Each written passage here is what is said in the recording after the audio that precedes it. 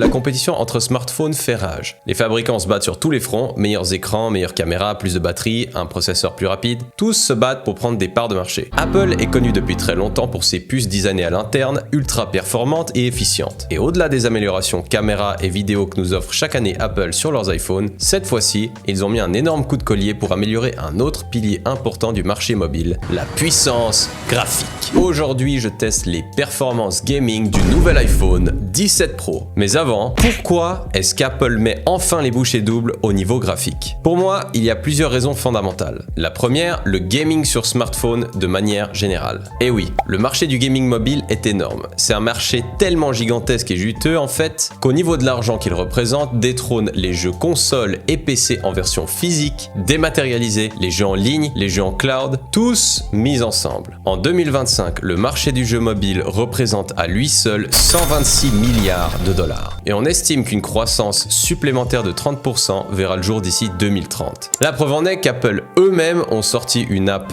Games, une refonte et un rassemblement de tout ce qui concerne les jeux sur un iPhone, centralisé dans une seule et unique app. Un launcher à la Steam, mais à la sauce Tim Cook. Depuis cette nouvelle app, on peut lancer des jeux, changer les paramètres, voir nos scores et challenger nos amis. Une autre raison de ce gain de performance graphique fait suite à plusieurs jeux AAA qui ont été portés sur iOS, comme par exemple Death Stranding, Assassin's Creed Mirage, plusieurs Resident Evil et bien d'autres. Cependant, il ne faut pas perdre de vue un élément clé de cette progression sur les puces d'Apple, car pour moi, il ne s'agit pas que d'avoir un iPhone plus rapide. Parce qu'honnêtement, depuis l'iPhone 13, la vitesse d'exécution des tâches de l'iPhone n'est pas vraiment un souci. Non, la vraie raison de ce gain de puissance, c'est que les puces qu'Apple développe pour ses autres produits comme les iPads, les Mac, découlent directement du développement de ces puces smartphones. La demande pour plus de performance graphique sur ces appareils augmente, les performances des puces de smartphones sont également donc obligées de suivre le mouvement. Maintenant, revenons-en à nos moutons. Cette année, on a 6 cœurs graphiques, 2 cœurs CPU performance cadencés à 4,26 GHz et 4 cœurs efficience à 2,6 GHz.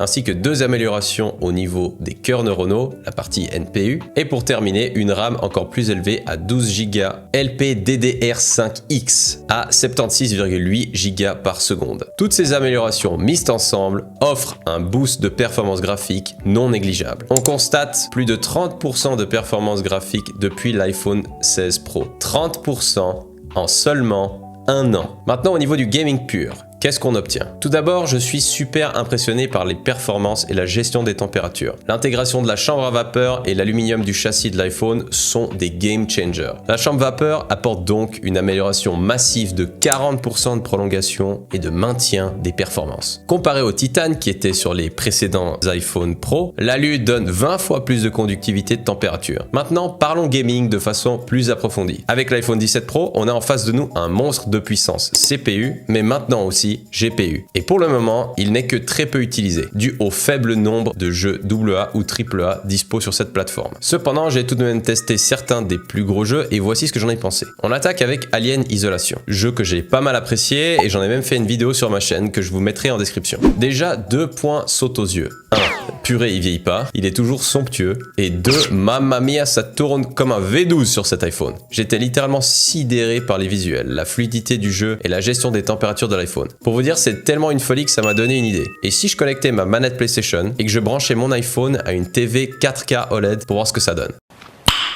Nice.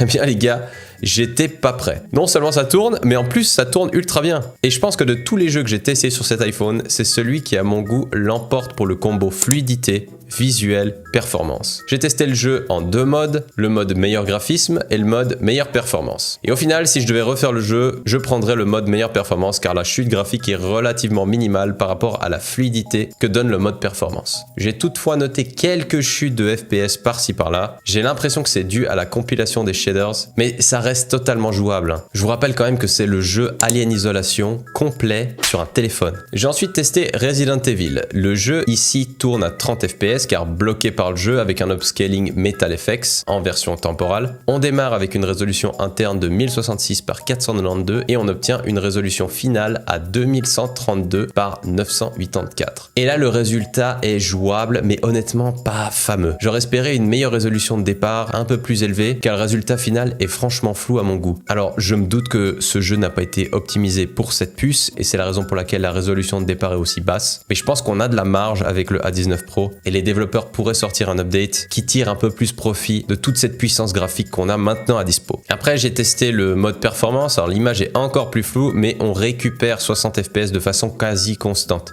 Un peu de boulot d'optimisation reste à faire à mon goût, mais ça reste un bon départ. Ensuite, j'ai testé Hitman. Alors là, on a plusieurs modes graphiques que j'ai testés et dans l'ensemble, le résultat se trouve quelque part entre Resident Evil et Alien Isolation, en jouant un peu avec les réglages. Le jeu tourne dans l'ensemble assez bien, même si dans les zones avec beaucoup de PNJ, les FPS descendent quand même pas mal. Le jeu reste cependant très joli et je le recommanderais quand même aux joueurs mobiles. Le jeu en lui-même était vraiment top et si vous souhaitez une review à long terme sur le jeu, n'hésitez pas à laisser un commentaire quoi. Le jeu en lui-même, je l'avais fait sur PC et j'avais beaucoup apprécié. Là maintenant, avoir la possibilité de l'avoir sur mon téléphone, je trouve ça vraiment cool. Pour ce qui est des benchmarks, je vous ai mis quelques chiffres. Je suis pas un énorme fan de ces benchmarks car par moment, certains chiffres ne reflètent pas toujours la réalité. Ceci dit, ça nous permet de tester l'iPhone à égalité avec les anciens modèles et d'avoir un point de comparaison.